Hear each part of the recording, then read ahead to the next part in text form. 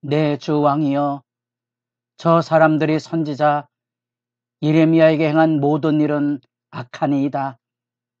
성중에 떡이 떨어졌거늘 그들이 그를 구덩이에 던져 넣었으니 그가 거기에서 굶어 죽으리이다. 새벽을 깨우는 거룩한 기도자 여러분, 생명의 양식인 말씀을 통하여 어두운 시대 안에서도 흔들리지 않은 믿음과 거룩함과 선한 일에 열심하는 믿음의 진실이 주 안에서 새롭기를 바랍니다. 오늘 우리가 읽어갈 하나님의 말씀은 예레미야 38장 1절에서 13절까지의 말씀으로서 예레미야가 투옥당하고 있는 37장, 38장, 39장에 이르는 비극의 장면이고 예루살렘의 마지막 멸망의 상황 속에 이루어지는 비참한 가운데 예레미야를 구원했던 에벤멜렉을 통하여 구원과 생명의 약속에 들려지는 희망의 메아리를 지금 우리가 읽어가고 있습니다. 이 어두운 현실 앞에 이렇게 믿음의 등불은 빛나고 있는 거지요. 흔히 바룩 두루마리로 알려진 유다의 심판 앞에 우리는 뜻밖의 이름도 알지 못하는 에벤멜렉의 이야기를 듣게 되고요. 우리가 이스라엘 백성들의 죄악상에 대하여 뜻밖의 요나답의 후손, 레갑의 후손 요나답, 이 믿음의 정처없는 유목민들의 그 순전함이 시드기야 왕의 시대 속에 있었던 강교함에 대비되어 말씀이 있는 것처럼 우리는 어느 상황이든지 이런 하나님의 말씀의 등불을 주의 말씀을 통하여서도 보고 우리가 믿음의 길을 살아가면서도 이런 희망의 등불을 만날 수 있다면 복이 있을 거고요. 그것이 여러분들에게 내가 지금 어떤 삶을 살아야 될지, 교회가 이 시대에 무엇을 해야 될지를 깊이 고민하고 생각해 보게 하는 부분입니다. 바벨론의 침공을 통하여 고위 관료들이 끌려갈 때 눈물 나게도 이 경건의 기둥이 다 무너지게 되죠. 우리가 여기서 만나보는 38장 1절에 고위 고관들의 이름 스바랴, 그다랴, 유갈, 바스올, 정확하게 어떤 사람인지는 알지 못하지만 그들은 불경건한 사람의 모습들 나오는 고위 관료들이지요.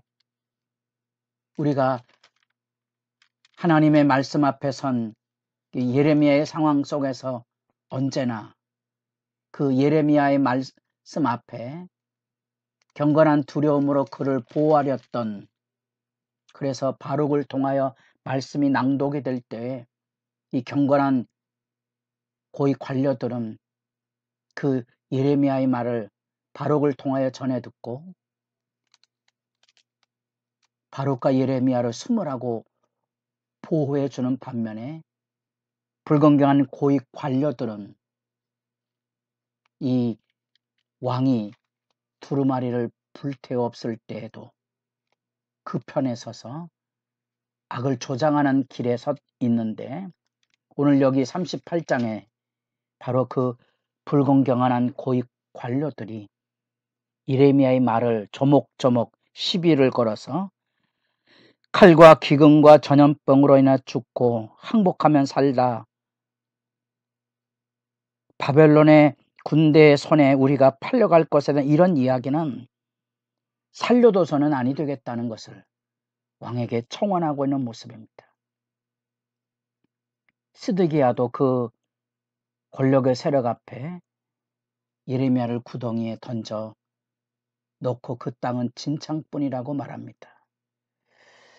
예레미야의 운명이 또다시 12대 뜰로 시드기야가 여호와를 요나단의 구덩이에서 보호해줘 죽을 위기에 탄원을 하는 예레미야를 보호했지만 또다시 물 없는 진창의 구덩이에 던져진 안타까운 모습을 보게 됩니다. 이 어두운 현실 앞에 놀랍게도 경건한 이방의 관료 에벤멜렉을 기억하십시오. 에벤멜렉이 어떠한 사람인지 아마 레갑 사람들을 듣는 것처럼 35장의 강교한 시드기야와 35장의 이 레갑 사람들의 결기, 조상들의 전통을 지켜왔던 우리는 포도주를 마시지 아니하겠노라. 우리 선조 요나답에게서 이어지는 이 레갑 족속의 이야기처럼 여기 38장 7절에도 에벤멜렉이 나오고요. 39장에도 에벤멜렉이 나옵니다. 에벳은 종을 말하는 뜻이고요. 멜렉은 왕이니까 그냥 왕의 종이라는 의미를 가지고 있는데 이 사람은 구스인이라 그럽니다. 아마도 우리가 신약 성경을 알면 이 구스인의 역할, 지금도 에티오피아는 기독교의 전통이 여전히 살아 있습니다. 그 경건한 이방 관료가 예레미야를 구덩이에 던져놓은 것들은 특별히 예루살렘에 포위되는 극심한 어려움 가운데 떡도 떨어졌는데 그를 그곳에 던져 굶어 죽게 하는 것은 바람직하지 않다고 그를 죄 없음으로 보호해줘야 된다는 사실로 왕을 붙들어 호소해내고 결국 그 죽기 전에 구덩이에서 끌어내는 건져냄의 역사를 열게 됩니다. 그래서 줄로 예레미야를 달아올리게 되고 예레미야가 시위대 뜰에 서게 되는 건짐을 받게 되는 장면을 만나보게 됩니다. 이 사람은 반드시 죽여야 됩니다 하고 죽음의 망령에 떨어진 사람들과 반대로 그가 굶어 죽을 것입니다 하고 안타까이 그를 살리는 이 살림의 이야기는 우리 믿음의 길을 걸어가면서 언제나 귀담아 들어야 될 악의 고발인 죽이기 망령과 성령의 역사, 살리는 영의 역사를 우리가 듣고 전하는 이 어둠과 빛의 역사적인 구별을 여러분들이 늘 말씀을 통하여 살펴 구별하여 들을 수 있어야 됩니다.